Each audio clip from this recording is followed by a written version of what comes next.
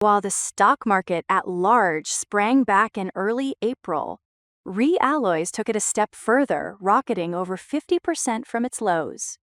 Fueled by fantastic daily volume above 3 million. Now, although it's over the $10 boundary, continuing this steep climb is unlikely without sustaining this high volume. So don't be surprised if there are some moderate corrections, especially as the $15 to $20 area was highly contentious for buyers and sellers this year, with plenty of volume. Nonetheless, REalloys investors remain bullish because of recent progress that's just starting to have an impact on rare earth supply chains, on top of longer-term factors pushing the rest of the sector forward.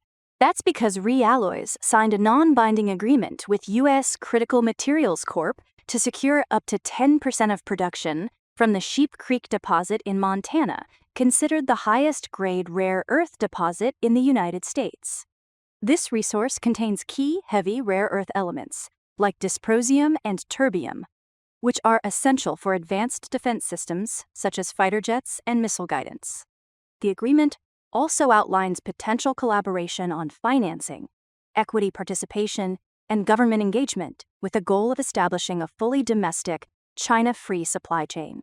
REalloys is simultaneously advancing its processing technology, including a newly demonstrated hydrofluoric acid-free method for producing rare earth fluorides.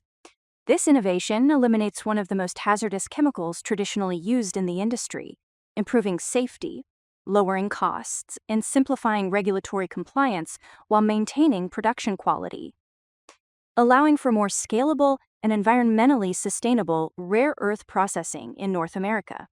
In addition, REalloys plans to build the largest heavy rare earth metallization facility outside China, in partnership with Saskatchewan Research Council. Initially constructed in Saskatoon and later relocated to Ohio, the facility will supply metals for U.S. defense applications and integrate with REalloys' existing operations. Expected to begin operations in 2027, it aims to meet upcoming U.S. restrictions on sourcing rare earth materials from non-allied countries. Backed by recent financing, the project represents a key step toward creating an end-to-end, allied rare earth ecosystem spanning mining, processing, and manufacturing.